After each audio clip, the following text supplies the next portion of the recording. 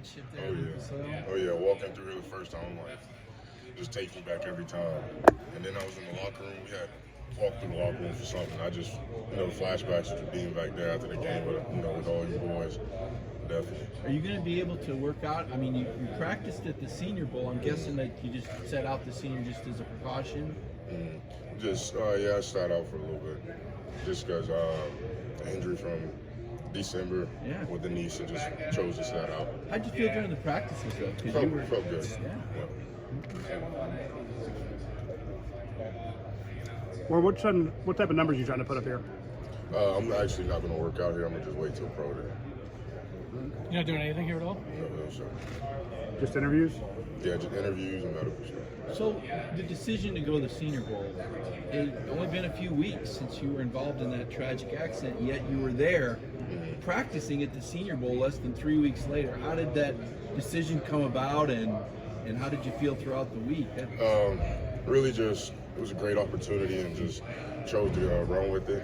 It was tough, but I chose to run with it, and it was a great experience. I had fun, met some great people, and hung out with some teammates that I haven't seen in a while, so it was a great experience. Yeah, Jack Pedlesny was your roommate. He was talking about that he said it was like meant to be that he was supposed to be in the room. What did that mean to have Jack there with you that week? Oh yeah, it was awesome, to have Jack, because we really don't hang out too much, at Georgia, because specialists and offensive linemen, we kind of don't mix besides field goal.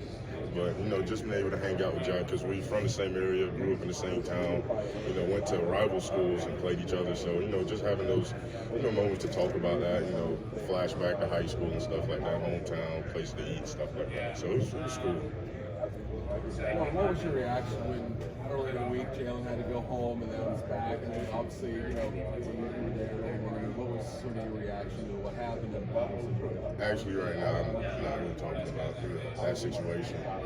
Just to, be safe and not really talking about it. Are you talking about when you're with teams? Are they asking you, how you're doing? And yeah, teams are asking how I'm doing and stuff like that. I really, I love so. You sought out, you told us at the Senior Bowl that you sought out a psychologist early on. Has that been effective? Has that helped out a lot for you then? Oh yeah, it's definitely helped. It's helping me a lot. And it's helpful. What do you think are some of the challenges that you're going to have making the transition from college to the NFL? I know that you're constantly working on your game. What are the things that you look to improve between now and pro day, and the things that you want to get better at as you transition to the NFL? Definitely getting stronger, more flexible. Flexibility is a big thing. Really just getting stronger, and then really just becoming better at the game, a better student at the game. Warren, as you look at that offensive line that you're naming, what should we know about that group for next year, Coach Searles and the guys that are coming back? They're going to be a beast. They're going to be a machine. Hopefully, they win the Joe Moore. But we already know how that goes. But, they're going to be a dominant group. Oh yeah. What about Mims? He was kind of your understudy. Where do you think we're going to see Amarius Mims moving forward on that line? I don't know what position he's going to play, but I think he'll play, a big role in the leadership. Really, it's going to be a lot of leaders, a lot of older guys, Xavier Truss, Cedric, Tate, Mims stepping up. It's going to be a lot of leadership in that room, so it's going to be a good one for sure. What about tackles? I mean, obviously Mims will pencil in at one of those tackle spots, but there were 2 or 3 other names we might want to watch for out there. Ernest Green, he got injured throughout the season, before the season, so he sat out for a little bit, but he's coming back. He had a great spring, especially for early enrollee. He shocked me. So Ernest Green for sure, Austin Blasky, Micah Morris. There's a bunch of talent in that. What did Ernest do in the spring, like you said, that shocked you and really made you think, hey, he's a guy who can come in and play pretty quick? Really, when freshmen come in, early enrollees, they have a lot to learn, and he picked up on everything quick. In his pass pro, you come in and you have to learn how to kick slide and stuff like that, and he had it down pat, day one when he first got in. So just seeing stuff like that and just little things like that, you're like, okay, he's gonna be good. Do you think teams see you strictly as a tackle? Has anybody talked to you about guard? Some teams ask me if I play guard and if I'll be comfortable playing guard. I think I'm a tackle, but I'll play any position. How many teams do you think you met with this week? 13, a couple of nights. Did any of those meetings stand out? Is there anything the team did any of those really stand out? Is there anything the team asked you? Really, they all were kind of the same. You know, no crazy question that any team asked me. They all were kind of the same, asked the same stuff. Warren, I think this is right. You're from a military family, right? Yeah. So what branch of service, and what do you think you get? What qualities do you think you got from growing up in a family with a military background? What was the branch? My dad was in the Navy. I had an uncle. He was in the Army. But just really just yes sir, no sir. That was a big thing. You know, discipline. Making sure the room was cleaned every day, chores was done, you know, stuff like that.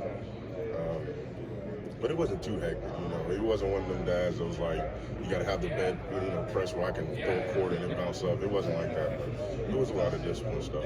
The 37-game streak you had, I mean, were there some games where you really maybe weren't sure you could go? Because you're a guy that's kind of soldiered through a lot of you know, nicks and bruises, I suppose. What was that streak like? What did that mean to you?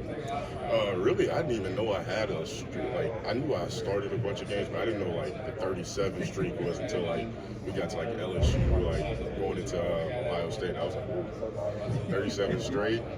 But you know, just recovery. We have a great, you know, athletic training staff, so just getting in their recovery and then really just when it's game time, just pushing through small injuries. You know, that's one thing you got to do to be on a good team. You know, you can't have a little bruising like I don't want to play now. You got to push through it, or you know, you got players behind you like Amari's Mills is ready to step up. You talked about the leadership that's going to be in that room next year. Were you surprised that Cedric came back? I knew he was on the border. You know, I talked to him about. He called me a bunch about it. You know, I told him, you know, do what's best for you. You know, follow your heart. If you want to come out, come out. If you want to stay, stay. But you know, if you stay, you're all in. You come out, you're all in. You know, once you make that decision, you can't be like, I should have did this, should have did that. What was your impressions of being around Mike Bobo for a year? You know, at practice he was there, obviously. You know, do you have any good insight on you know, the kind of coach he would be for this offense now? He was a great coach. You know, he knows what he's talking about too. You know, so I ask him a question and he'll just start explaining it. I'm like, oh. You know, I was just asking about one thing, and he'll just talk to you like he was a quarterback. I was like, oh, you kind of get lost a little bit, but he knows what he's talking about. He's a great dude, and he was fun to be around. What kind of questions would you ask him? You know, just because he was working with the tight ends a little bit, so I was asking him, you know, what would the tight end look at and stuff like that on certain plays. Warren, if you had to show a scout one game from your career to showcase your talents, what would it be? One game to scout. Auburn this year. I think it was a pretty good game. Tennessee, LSU until I got hurt. Yeah, probably. What makes those games kind of stand out in your mind? Just the way I played, the way the offensive line played, the way the team played. Really, just we all fed off each other. We all just played, you know, excellent ball. What will you do at Georgia Frodo? O-line drills. Right now, I'm still trying to figure it out. But I'm thinking right now for sure O-line drills. But not running? I'm figuring it out. You had what, 3 different offensive line coaches at Georgia, Yeah. right? So was there any downside to that, or do you think that was kind of a benefit to learn from 3 different coaches like that? Definitely was a benefit. You know, 3 different offensive line coaches. You got to learn from 3 different coaches. You know, different technique stuff, different, you know, things to help you, tools like we call tools in your toolbox. You know, different things for different situations. So it was fun having 3. At the time, it was like, oh man, you know, he's leaving, you know, he's retiring. But at the end of my career, I was like, yeah, it was fun. Learned a lot. Have you had a formal interview in Washington? Yes. Or you were part of 2 championship teams. Mm-hmm. You started on both. Yes, sir. All right. If they played each other for a championship, which one wins? Don't do me like that. I don't know. That would be a battle. Who would win? I don't know. Gotta have an answer. That first national championship just had a bunch of talent. That second, we just had a bunch of fight. You know, so it's hard to tell. You know, we had a bunch of adverse games where we fought back. I can't tell you. Where were you on the field goal that Ohio State attempted the last, I guess, as the clock was striking midnight? Mm-hmm. Take me through where you were and what went through your mind when that play was unfolding. buzzer. I think I was right behind the 50. You know, I was just standing there watching it. And for some reason, I just felt it was off. I didn't know it was at 12 o'clock, though, but I just for some reason, I was like, we're going to the national championship. Before the kick even? Before the kick, I was like, yeah, we're going to the national championship. And, you know, we kicked it, went left, and I was like, yeah. You know, every place erupted. So it was cool to find out that it struck 12 right as that happened, too. So. Beal told us he threw his helmet. Does it surprise you that is that uncharacteristic for Robert Beal to do something like that, or is he the guy that would throw his helmet on a play like that?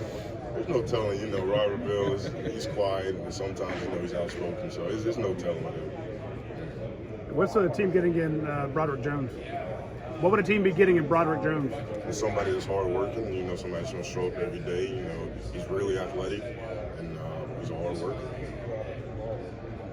When there were 5 first-round draft picks from Georgia last year, 15 overall, what do you think draft weekend's going to look like this year in terms of how many guys might go off the board, how many first-rounders? I don't know, you know. There's been some crazy numbers put up this week, so I don't know who, you know. I hope, you know, we're do better than last year, but I don't know. You lined up next to Darnell Washington, so you got to see this journey from the guy that said he was embarrassed to watch tape of himself blocking to the guy that was manhandling people. Yeah. What was that like watching Darnell, and did you give him any tips or work with him at any point during his career and help him out? You know, tackles and tight ends, we work a lot, you know, with blocks and stuff like that, pass pro and chip and stuff, you know, just and seeing Darnell when he first got there to when he ended, he made a huge stride, you know, maturity level, learning the game, you know, him just became a beast, you know, from that first year to that last year, he was manhandling people, you know, we'll pull him, he'll get out there, run, just throw people, so they just became a beast. Really, I didn't tell him, you know, give him much advice, he just did it on his own. What were you dealing with in Mobile that you didn't play in the game? Was there something in particular? Was it a new injury? No, nothing, just wanted to, you know, didn't want to. Maintenance kind of thing? Yeah. Warren, have you met with the Tampa Bay Buccaneers at all during this week? No, sir.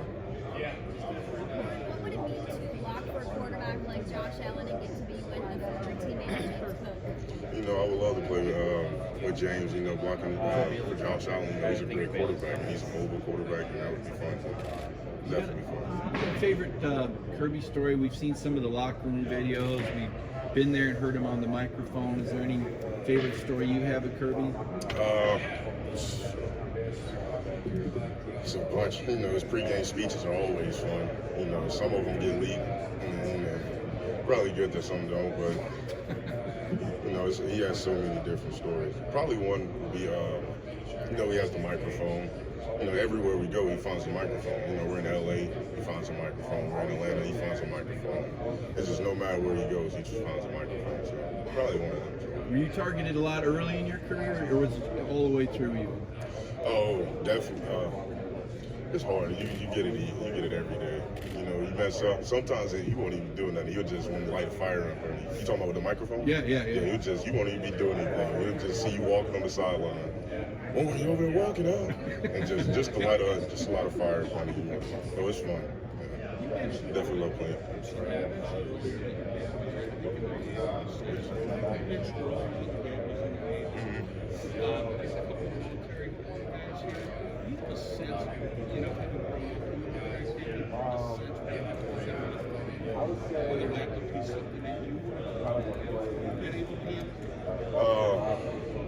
Yeah, definitely. You know, it's tough because my dad, he's been on 3 deployments my lifetime. So just seeing the sacrifices he has made, you know, for his family, I definitely feel for him, you know. And it definitely shows you what type of people they are, you know, their character. What are some of the different attributes that the 3 scholarship quarterbacks that are coming back have? They're all smart. They all can, you know, throw it, and they're all quick. You know, this battle on the screen is going to be really fun to watch. And to be honest, I really don't know who's going to win that battle. You think Georgia can three-peat? Yeah. You know, I'm always going to be go with my dogs. So I think. Thank you. Thank you. Thanks, Warren.